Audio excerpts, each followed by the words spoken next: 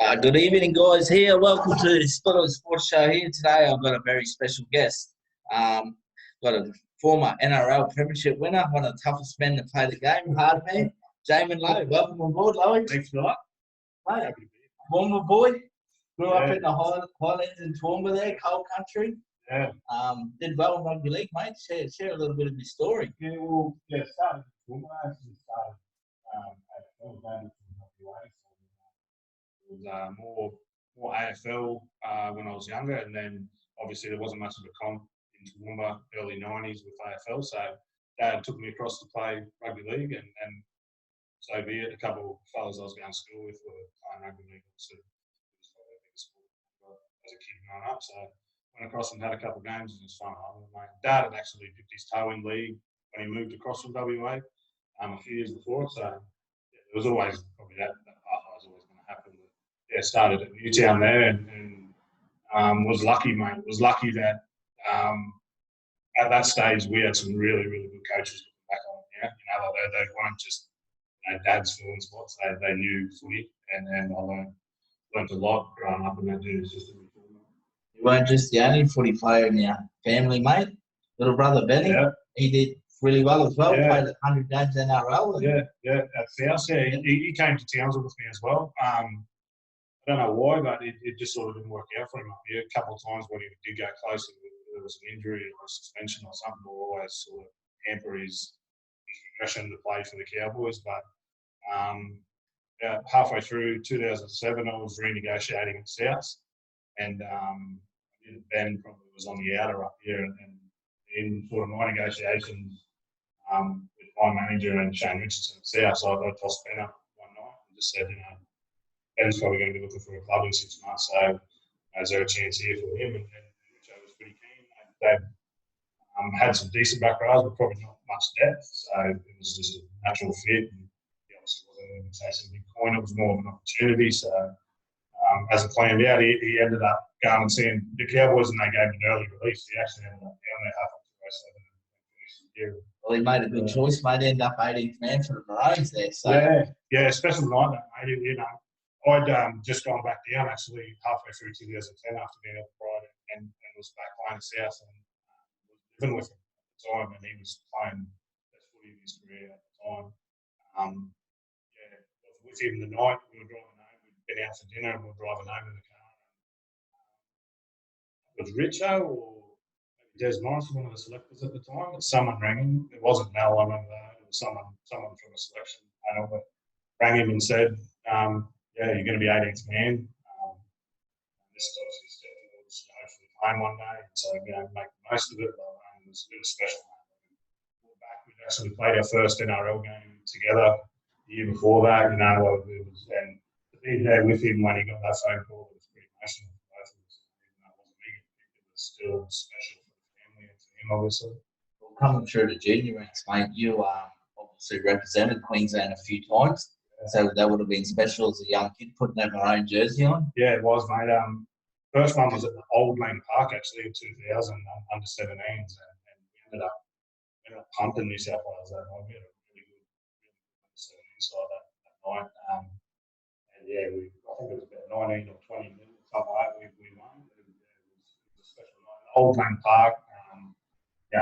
People there. It didn't matter if you were under 17s or the top Origin team. If you were wearing and they were cheering just as loud, and it was. I think it was only about probably we were still half an hour from the main game. There wanted 20,000, but I felt like 100,000. Yeah, I've been to a few state Origin games myself, and I'll never ever forget Lockie's last game for Queensland. I was fortunate enough to be there, and the deafening of the roar that night when Queensland ran onto the field was phenomenal. It doesn't take you into goosebumps. It really does.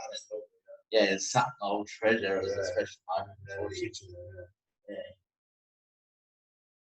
So, mate, how did you progress through? Obviously, you done really well through the juniors. You represented Queensland, regional websites, ended up at the Cowboys as a young fella. Yeah, was signed after a state camp when I was 15.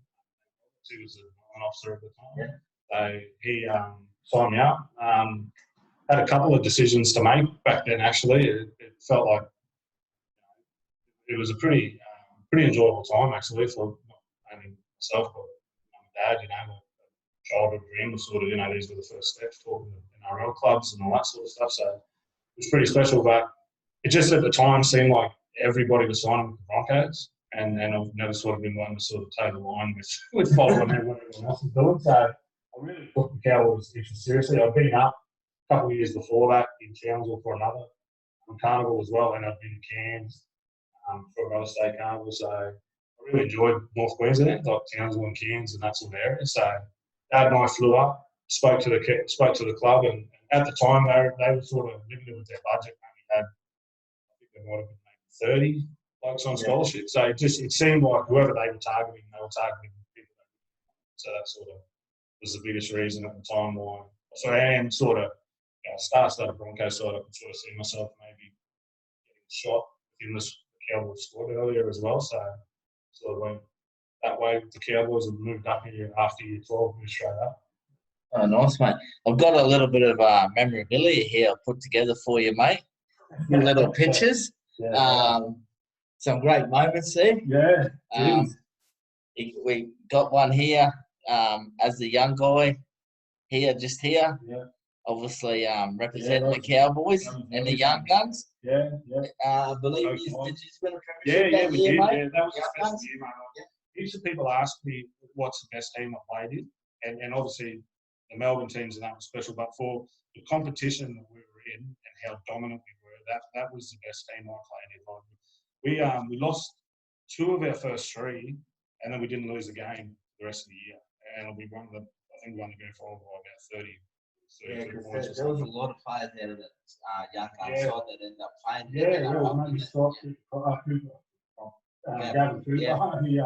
They were only really young at the time, obviously, but we had sort of a really, really young squad for Q Cup. Like Q Cup back then too was a lot of sort of old ex-NRL players as well. Like it was a tough comp, and we had a really young side, but a couple of the older guys like Dave Miles, Devin Strickland, and Mussy, those sort of guys, they were brilliant. Like with the younger guys. Mussy, I know Mussy watches the show, mate, so I'll give him a shout out. He's one of the great men of North Queensland footy. He was a character, and he was a big part of that whole squad and how we all got along. As I said, that we had a really young squad, and those older guys sort of, you know, even as the year sort of rolled on, a lot of us were going to other clubs as well. Michael Buck didn't play in the grand final, but he was obviously on his way to the Warriors. A couple other boys were leaving as well. Was Stricker was mad fitness freak as he is now. He's not as much now, but he was always fit. Stricker has always been fit. Tough. He was the captain of that side, actually. And we couldn't have got a better captain for that squad. Lee Mack, that was his last game. Well, last sort of semi-professional / professional game. Yeah, no, that was a red-hot team, mate. And it was good memories there. Okay. So, mate, how long did you spend at the Cowboys? I was there, got there 01, debuted in 2002, and then left end of 05. Tell us about your debut when you got the call. And how did you feel, mate? Yeah, unreal, obviously. It was midweek. Graham Murray called me into his office. He'd only been there a week as well. So, Bucksy at the time had a lot of issues with his knees. Yep. So he was like in for a couple of weeks, and then he was sort of out for a couple of weeks. And I think they tried to push him through. He was obviously State of Origin front row at the time, so he wanted to get games up early. I think around 4 or 5. Tough play too, and huge respect for Bucksy. Yeah, absolute gentleman. Massive mentor, like obviously ended up in Graham Murray's office after training on a Wednesday, I think it was, and he said to me straight up, you know, I'm trying to get to know a few of the players. I'm new to the club, you know, like, what are the strengths and weaknesses, and sort of had a bit of a chat back and forth, and he sort of said, well, you have to bring that to the team this week because you're going to play first grade. And I just burst into tears. I had an inkling it was sort of coming, but still, like, never got your hopes up. But then when he said you're playing, that was awesome. So we ended up playing South that Saturday night. So I only had a couple of days. And for those couple of days back then, it was just trying to get mum and dad up on flights so they were there for the game and that. So it all happened really quick in that week. How about that, making your debut against South? Yeah. And we were both obviously struggling at the time, South and the Cowboys, and we beat them that night. I think it was first win of the year that year, I think. Or How were you before the game, mate? You would have been absolute pumped. Yeah, I wasn't nervous. You know, it was more excitement than nerves for me. I do get really nervous. Like my whole career, I used to get really nervous before games, even local footy or anything, state footy. I didn't notice that actually. When I was at the Prime, I was thinking, I don't feel like a big human. I never used to. But once you kick off, mate, obviously. Once you're in the game, you know it's gone, obviously. But yeah, used to. But for that one, and probably only one or two other games I can remember, I just wasn't nervous. I was just kind of excited. You know, Mum and Dad were in the crowd, obviously. You know, family back in Fulham watching on TV, and it was just like this. Yeah, mate, you scored 6 tries in your career. 1 over 2 years, mate. So I've done some movie runs. I scored a double in one game. That's my first try. Surely you remember. Yeah, it was a double. I got a double against Manly in 2003. Then dog shit tries. Like one ricocheted, one was just a sort of a tight run behind the ruck and straight in under the post. Yeah, but you celebrate a bit after you scored? First one I did. Second one, it sort of ricocheted and it was just arsey. I was in the right spot at the right time, so didn't the second one, but 2 in one game. I was pumped with that. I thought, you know, this is good. I was only about probably a dozen games into my career, or whatever. So I thought, shit, this is all right. Back 2. It was a big drought after that. I don't think I scored one for about 3 years after that. So. The mate from the Cowboys, you had some good years at the Cowboys. You moved down to South Sydney for an opportunity. Yeah. Did you approach them back then, or did they come to you looking for a front rower, or how did it come about? They approached me. Back then, there was the June 30 deadlines and that sort of stuff. So I won't say that we spoke beforehand, but it was already chat. So I had the but I think I'd run my course up here. I wanted to change. I wanted to challenge. You know, living in Sydney, obviously that's a big challenge. I had people down there. Davey, who I had signed the Cowboys with originally, he was working down there by then. So that was obviously the biggest connection. Spoke to Shane Richardson a couple of times, and it felt like a good change. The wife at the time was pregnant as well, so it was. I had a family. The money was a lot better than what the Cowboys were offering, and that sort of side of it too. So, yeah, mate. I've got to bring up. We'll just go back to our photos here. Yeah. South versus Titans. You're a little bit famous. Like I said, you won the put that on YouTube so I can get all the fame out. Brett Delaney that night. You gave him a little bit of a what for? You didn't miss him. Silly actually. You look back now and you think, what was I doing? Yeah, I do now, obviously. The daughters have all seen it now. Kids are showing them at school and that YouTube. Bloody see everything. But, they're probably more upset about it than anybody else. At the time, I peeled back a bit. I was actually talking to the Titans about a possible move. Like, as I said, halfway through 07, when I spoke to the South about them coming down, I'd spoken a couple of times to people within the Titans and wanted to sort of, at some stage over that period, just have a chat to them while we were on the Goldie and that. And after that happened that night, and the media blew up the next day, there was, I never was back. It was all done. So, mate, during your time at South, you got to play with Brother Benny. Yeah. So that would have been a special feel on the very first time you played together in an NRL game. Yeah, it was. Not many, obviously, not many, you see a little bit more happening these days, but still not a lot. You're in a special league group there to play NRL with Brother. Oh, definitely. Again, and didn't sort of, I was one of those Townsville, and was sort of up and coming in his career. I didn't think he would sort of leave Townsville. He was really settled up here. So when I sort of moved away, unless I was ever going to end up back in the Cowboys, I didn't think we'd sort of get the opportunity. And then end of 07, he came down, as I said, and was close a couple of times to playing. It didn't sort of work out. We ended up playing quite a few reserve grade games together at the end of that year. But, it was round 3 the following year. So I got picked round 1, and he was 18th man. And then I got dropped for his debut in round 2. So that sucked. And it was good at the same time. It sucked. Then round filthy. It was mixed feelings. But if the coaches had come and said, step aside, brother, I would have done it anyway. So obviously, okay, I played pretty average round one, to be fair, and got swapped out. We had a really big bench as well, so they wanted. I understood why they were trying to put him in there.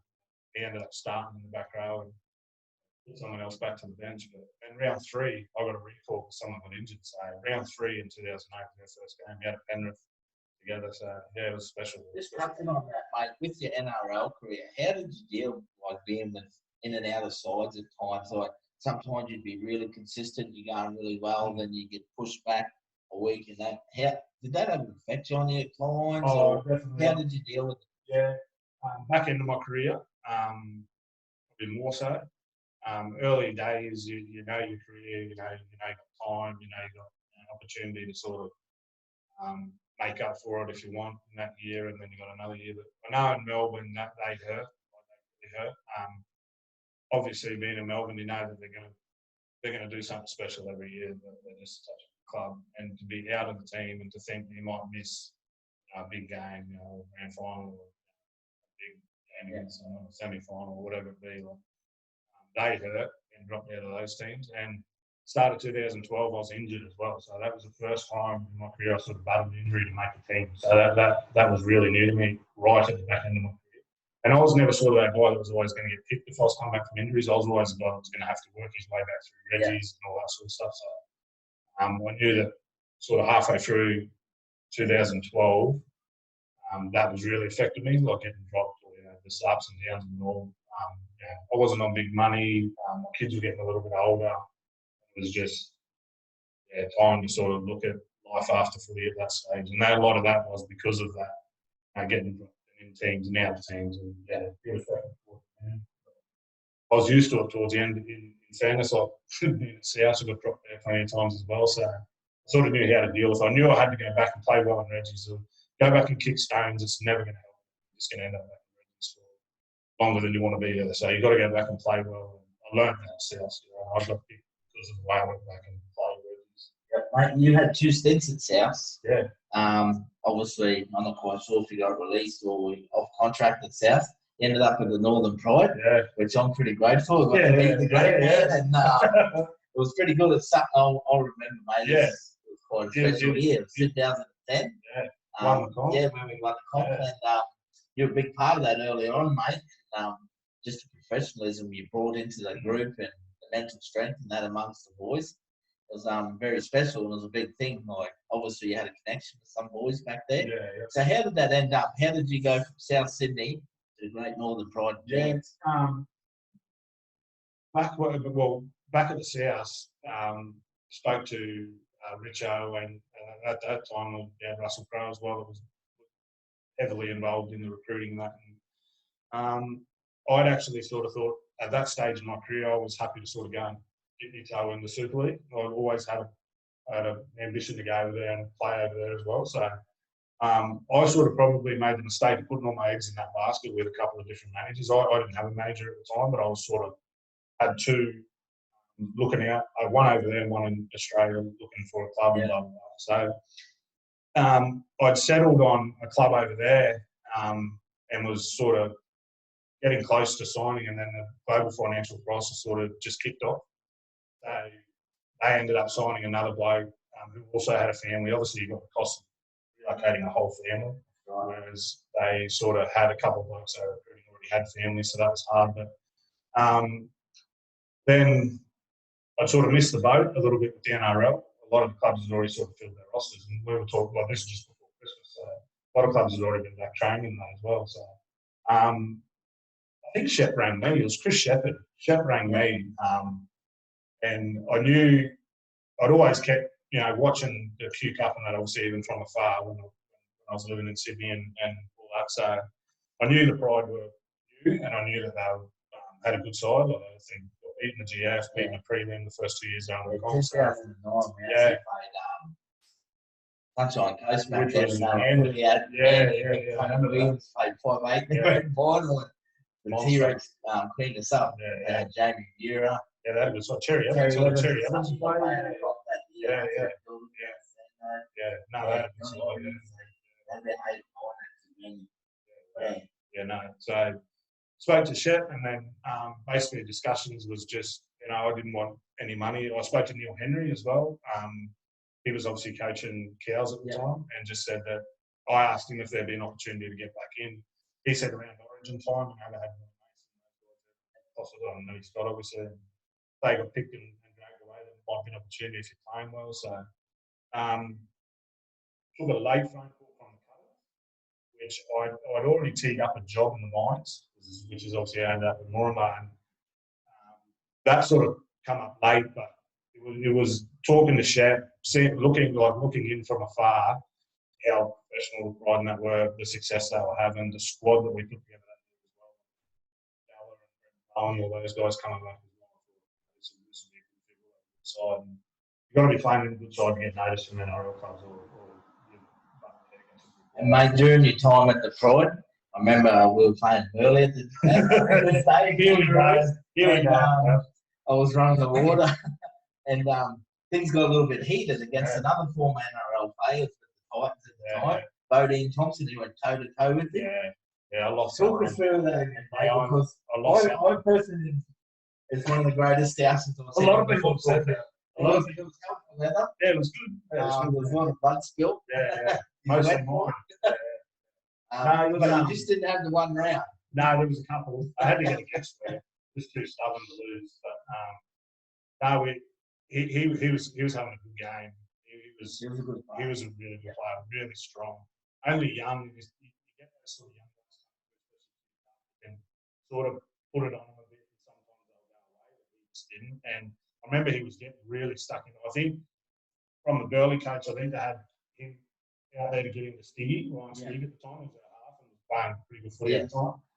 So he was all over Stiggy. And I remember Stiggy saying at half time, the arse, he's doing this to me on the ground, and he was just getting into Stiggy's head. I said, don't worry about Stiggy, blah, blah.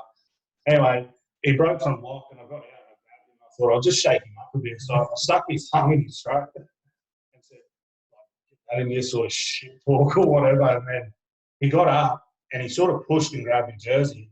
And I wasn't sort of thinking punch, so I didn't think it was that bad, but I sort of grabbed his jersey and he's hit me with the flossest punch I've ever caught, right on the end of the nose, and just obliterated my nose all over my face. And couldn't see anything. I had to hold his jersey out, I hold mine, and I just started throwing punches. Didn't know where they went. But you'll remember back then we had white jerseys, white shorts. I had to run down the other end of the field in the dress room.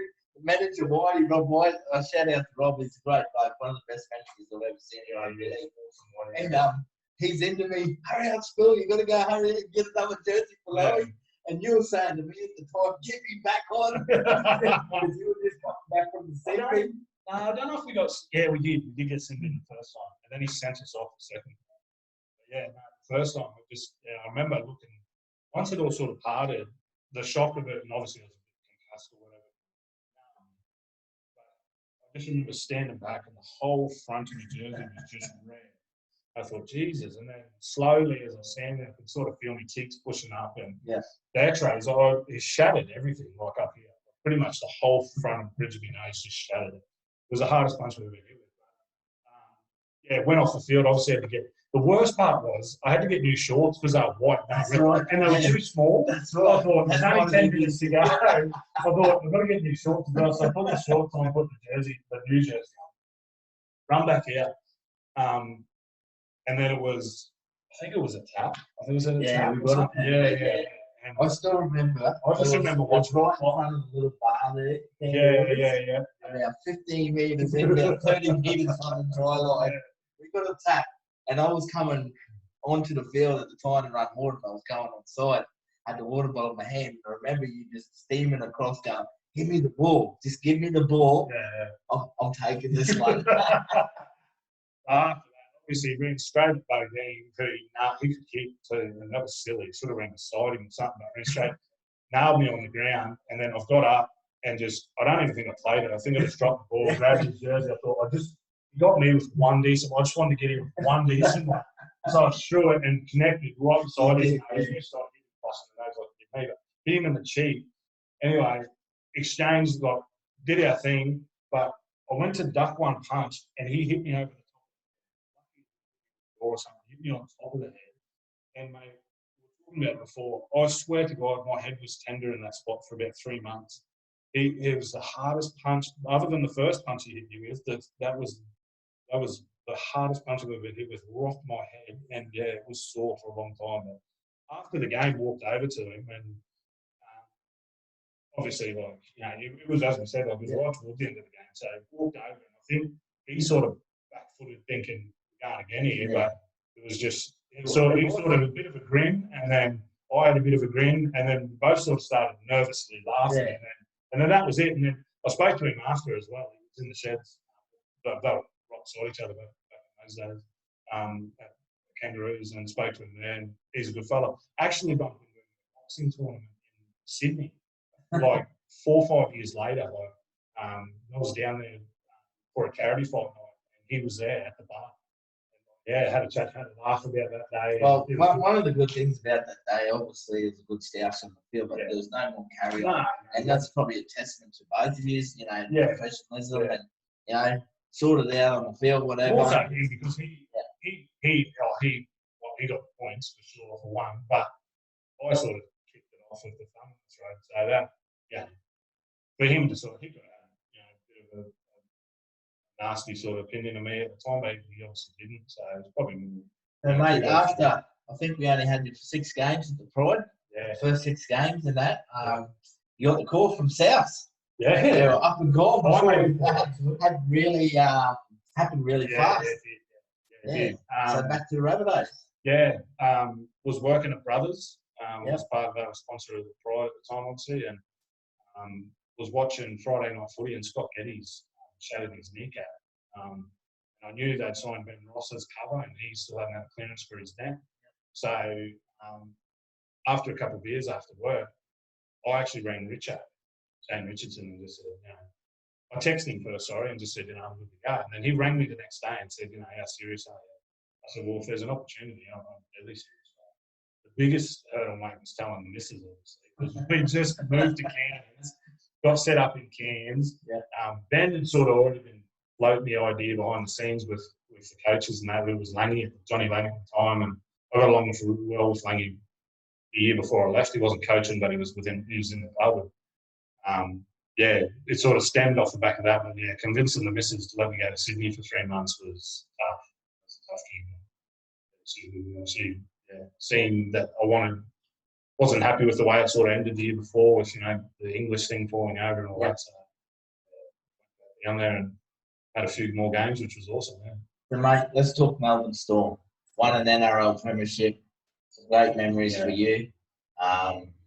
Extended your career a little bit more. So how did you end up at the Storm? Back at South, I'd had a little chat with Richo when I got back, obviously, about the rest of the year, and then towards the end of the year, whether there'd be an opportunity to sign a contract at South again. And I wasn't really keen on moving back to Sydney. I didn't really like living in Sydney and that. So spoke to Richo said there wasn't going to be much there. Spoke to Russell, who I had a really good relationship with at the time. He sort of said, talk about Richo and see what happens. And there was nothing sort of happening at the time, so I just said, I'll go and have a look. And I had a manager at the time, was back then too. Melbourne had the salary cap issue, so there was that. They were losing players nearly weekly, so they had put the feelers out. They were looking at bargain buys and just sort of it was a good fit. So we have a look here, Lowe. This just must give you goosebumps. Have a look at that, mate. Kissing the NRL trophy. Yeah, special night. Yeah, especially with going. Not many people get to do that. No, that's right. And going, obviously, I was a very small part of a pretty red hot team. Like going back, even the younger guys we had in that side, like Gareth Woodard, Jesse Bromwich, Justin O'Neill, those guys, they were only just sort of coming into their careers. Like we were just lucky we had those younger guys, and we obviously still had the big three and all that. But what I'd sort of gone through over the last, before that, 3 years before that, going to Cairns, missing out on going to England, chopping and changing at South, all that sort of stuff. To think that you kept sort of digging my heels in and wanting to play, and then that was how it sort of ended up. That was Mate, I've had a few people message in and that. And one more forward talk. Oh, which one? Tell us about Brookvale. Oh, yeah. Yep. Melbourne Storm versus Manly, the Battle of Brookie. And Larry go toe to toe. Now you were playing at number 17 on the bench. I remember it clearly. I'm sitting there watching it, and I see you get up off the bench. And I thought, geez, what's me mate Lowe going to do? I honestly thought, because I know that passion and tough guy. The general team, what are you going to do? And you got up and you just held thing, but you didn't cross the line to get on the field. So tell us about that night. It's pretty full on. They've obviously got a big history, South. Manly and Melbourne.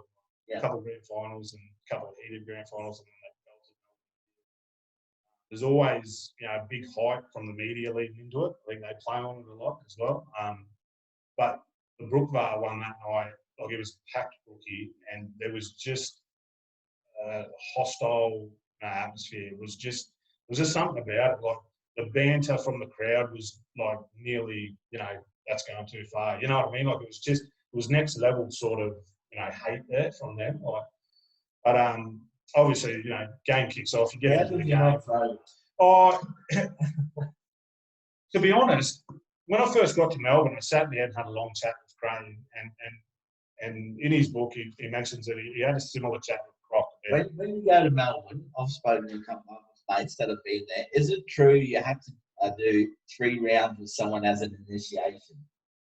Is that true? As in boxing, you have to take on someone for 3 rounds. Back in the day, no, I never can. I heard at the Storm, like I said, I'm not quite sure how true it is, but I know a couple of guys had to go down there and do 3 rounds.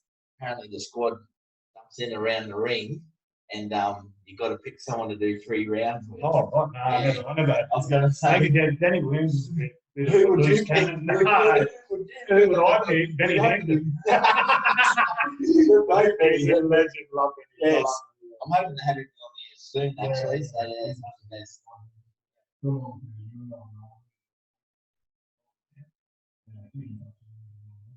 Yeah, no, I never heard that one. No, I never heard that. But yeah, I had to sit down with Craig and chatted to him. He had the same sort of chat with me, Crocker, as well. He was the first coach who sort of explained it. And all the rest of it, which you can still do then. He said, I don't care what happens on the field, and I don't care what the outcome is, as long as it doesn't cost us, as in the team, you know what I mean? Like, and it was the first time where it really sort of triggered in my head, like, you can lose your shit sometimes, and all it does is hurt the blokes around you. Like, when you're in that sort of tunnel vision, you don't sort of think like that. But ever since that chat with Craig, and that was early when I got down there, I sort of started to think, unless I really after I'm pissed off enough, then I should probably just put it away. So what were you thinking that night? As them coming close to the bench, what were you thinking? Oh, I was thinking, when Blairy and Glenn kicked off the second time near the sideline, I sort of thought, I stood up because I wanted to watch it. But then when the Manly blokes started, piling across, Blairy and I used to carpool with Jesse Mornington. So there was already like a close relationship. We used to go barbecues with his wife and that at their place. And we all sort of lived in the same area in Melbourne. So already there was a friendship with Blairy as well. And then it just out of that footy zone, and it's like there's 4 blokes on one here. Like, this is not right. So it's just autopilot. But like we were talking about, I made sure, I knew that it was, this was bad. We were on the bench and we were going into a ballot. I just remember thinking on the sideline, if I don't go on the field, I can't get in trouble.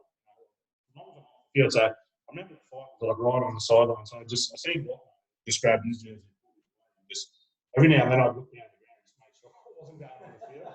But then I'd look up and there's like 3 Storm jackets and they're like 20 meters from the field over the other side. I'm thinking, shit, we're in trouble here. Like, can't go on the field if you're not part of the, interchange rules and all this sort of shit. So, but after that, mate, it was probably the crowd just went, as I said, like it was already hostile. The crowd went to another level after that.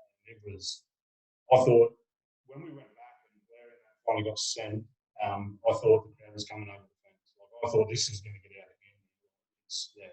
How was Bellamy at half time? Because obviously he's known, as we all know, Craig Bellamy, one of the best coaches ever. Very passionate, very direct. Yeah. And interesting to hear former players talking about his sprays, his half-time sprays and that. I can't remember. I don't think he sprayed anyone that night. I think he probably realised, like the rest of it, it was just an odd night. Yeah. Like it was something like that was going to happen. Just had that feel about it. Yeah, like you look back in hindsight after a game, I'm not surprised that happened, sort of feeling. So he probably had the same feeling. I don't remember. There was no blow up at half time. What he sort of said. But yeah, no, I've been on a couple of his blow ups. Not too many, to be fair. He usually, the way he carries on the box, it's like he gets it out of his system. And when he talks at half time, he's very direct, very deliberate in what he says, what he wants, all that sort of stuff. So, rant and rave at half time, probably more blow ups I heard from him might have been at full time if we played shit outs, but at half time, he's very calculated. What was it like at the Storm, mate? Yeah. You know why they say Gio left the year before. Yeah, he left. End of 2010 when the salary cap stuff all sort of kicked off. And he signed with Brisbane originally. Remember? And then he back to Brisbane. So I missed Gio, but the big three, mate. Probably the three outside first and probably the three best trainers that I've ever seen. Just leave no stone unturned. You know, one story, if you have a look at the grand final, the first try Bill scores, not our first try, I think it's the second one. It's just like the typical half goes the line, pops up, Bill pops up around the corner like off Gooch's shoulder. They were practicing and training for that about 4 weeks before they put that on the grand final. Because they knew that Inu would come up and out, he would shoot in, he'd sort of panic sometimes in it, shoot out, leave that outside hole around that tight line. But they were practicing that weeks. Didn't come out until that night. They're just, if it's a game of chess, they're 2 moves ahead, the three of them. And whenever anyone would start working them out, they'd work something else out to counter it. Obviously, you got Craig on top of that, brilliant footy head, sort of guiding the three of them. It was an amazing combination. It was amazing to think that those three players and that coach were all at one club for so long, and that's just why that's awesome. 142 games made it in NRL. It's a fair achievement. Yeah. It really is a fair achievement. 3 clubs, Campbell's, Rabbitohs, and Storm. Yep. And the day you finally pulled the pin, you retired from NRL. How did you feel? Did you feel a little bit lost? Yeah, I was lost. Yeah, it was. Yeah, I sort of thought going into the workforce. Obviously, I went into the mines. I thought that camaraderie, sort of your team mentality would be similar, but it's really not. There's something about a sporting team, which I suppose at a professional level, there's more on the line, more pressure, more that, so you probably find even closer. But even like just. That's when you ended up back at Warramar, mate, back in North Queensland. Yeah, back up there. Had to run around with the miners. Yeah, did, yeah. When he was coaching. And he was, Josh Young, Ed was our coach when I got there, yeah. And then that was sort of the start. Captain coaching and then coach that year. I moved to South Logan and now he's at the Cow. So that was sort of the start of his coaching career, yeah. He was good and he knew very hard coaching those sort of towns because you got your rostered work, so you got half the blokes there 1 week, then you've got a totally new set of blokes the next week, and it's hard to sort of mould any footy stuff around that. But then made your way north to Townsville, mate, obviously for work reasons and with your family, mate, beautiful family. We'll just touch on that, mate. Obviously, they mean world to you. I know you're a very good family man. And the 2 girls, mate. Yeah, got 3 now. 3 now. Yeah, yep. There's 1 more now. Whoopsie daisy. Yeah. Shouldn't say that. Yeah, no, there's got 3 now. So they've been right by your side all the way, mate. As I said before, like the missus got a dug her heels and said, "No, I've had a gutful of this travelling up and down the east coast of Australia every 2 years." But she did. She spoke her mind. She spat the dummy and didn't want to go. But the next phone call I'd have with her, it would be, we could rent here. And, she was on board after that. She got it out of the system. Without her, mate, I wouldn't have done it. It's beautiful, mate. Absolutely beautiful. And so in Townsville here, you've been involved with a couple of local clubs, just giving back to the game, just put it upon yourself, just to give some time, mate. Yeah. Tell us a little bit about that. A good mate from Moranbah actually moved up here, a local teacher, and he was travelling from Moranbah. Spoke to him. He said that he was training with Charter Steers and they were training in Townsville. A lot of their blokes work and live here, so went along and just helped them out for a few days. And obviously the missus is from Charter Steers as well. And used to go back there for a lot of Christmases and that. So there's already that sort of connection with Charter Steers as well. So I really enjoyed that. Same sort of setup as Moranbah, like you get different rosters change over and whatnot. So very passionate out there. They are, mate. Especially when you get down that far. The state pit. Yeah. I'm sure after a few back hands out there, they love their run. They do, yeah. Then you got Birdo. Birdo's probably one of the North Queensland rugby league guys. No, he was good. He knows a lot about it. Yeah. So it was good, having a chat to him, being back in Townsville, not having been in this system for a while and sort of the ins and outs of it all and how it all sort of works. Good to have him. Sort of a go-to man for a bit of knowledge and whatnot. So now you've been helping out with the Blackhawks under 18s last couple of years, mate. You must enjoy that, giving back to the high performance kids coming through the system, and obviously working with MB1. Yeah. Big second fullback, the great one. Kids, mate. He needs a statue. Very cheeky too.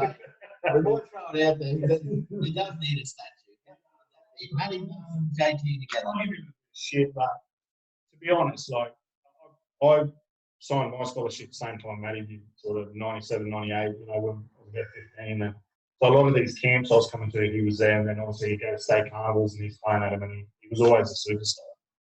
Absolutely free. But when he started playing first grade, he was the first player that made Cowboys popular amongst kids and that. He was the player that came up, and every kid wanted to be Matty Barn, whereas before that it was always a Broncos player or a Roosters player or something. But he was the first person to make Cowboys. Highlights reel of tries. Yeah, phenomenal. It's phenomenal. I love watching it. He makes the kids watch it all the time. I had the pleasure of being with him in local league, and it's unbelievable. It's unbelievable. Yeah. So no, that's been enjoyable, mate. We've got relatively new coaches as well, and we're learning as we go as well through that Blackhawk system. But it's been good fun. It's a good age group, that under 18s age group.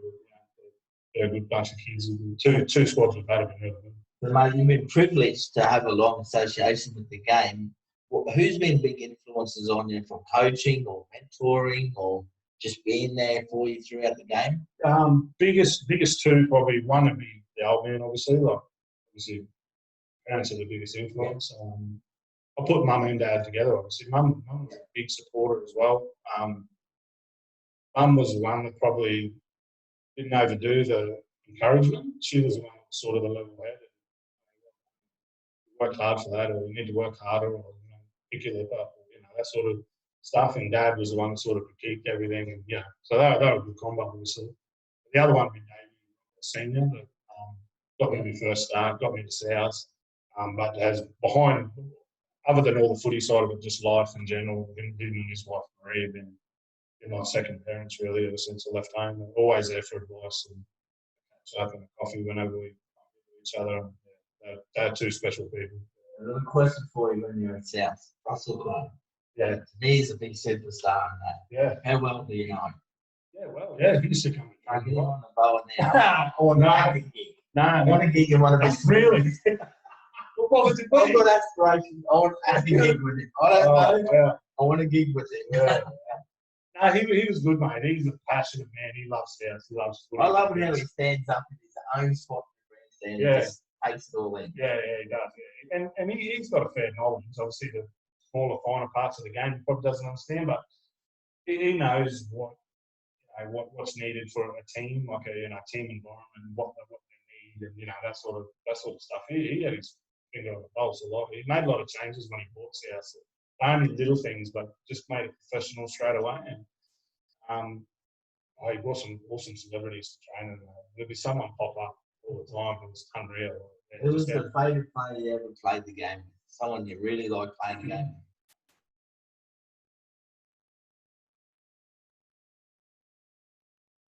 Yeah, that's a cool.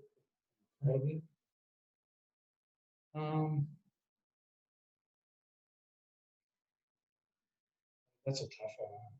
Really tough. Probably back end, probably Norris, Brian Norrie. at Melbourne. Yeah. We both sort of came to Melbourne in the same sort of circumstances, a bit of an opportunity. And, both sort of had ambitions to sort of go into the mines after footy, both same age, so both sort of staring down the barrel of retirement. Sort of, yeah, after games, we sort of on the same page. If we had a bad loss, it was like, rather than runs or something. Or, Yeah. If we had a good like, bounce off each other, our feelings and that at the time. Was that the tough? Mick Crocker, easily, yeah. Didn't only had a couple of games of Croc in 2010, but loved every second. Was there a player that you didn't like playing against, whether just a rivalry or? Yeah, probably what, mate. Even from a young age, same age, we always sort of butted heads at state carnivals and stuff like that, like national carnivals. I've met him a couple of times, good fella. Yeah, it's weird how you sort of bump into those people after retirement. Most of them hate him like that. For all the young fellas out there, mate, what good advice can you give them? What can you pass on to help them achieve dreams in the game, or just be a good person and a good footballer, whether it's in the country here or whether it's? I think just train as often and as much as you can. Like whether that's having just a ball in your hand. I remember my parents used to do that heading. I used to have footy in my hands growing up all the time, 24/7. And if it was kicking a ball in the park, I think we've lost a lot of kids these days probably rather sit and play video games. You know what I mean? Back in the day, we just kicked footy. That was our thing. But I think just getting the ball in your hands and just show if you want it hard and you want it bad enough, you'll get there. And if not, you'll go a long way to getting close. And you can live with that. That's the main thing. But I'd say just that persistence, and always had a deep love for it as well. So it was never an issue for me. Also. Well, mate, generally from the bottom of my heart, I really thank you for your time. Mate. It's been good. Your rugby league story, Spilla. I really appreciate it, mate. You made my day, mate. So it's been fantastic. So there you go, boys. Jaiman Lowe, NRL Premiership winner, giving back to the game. Absolutely loves North Queensland Rugby League. Thanks again, mate. We hope to see you involved in the game.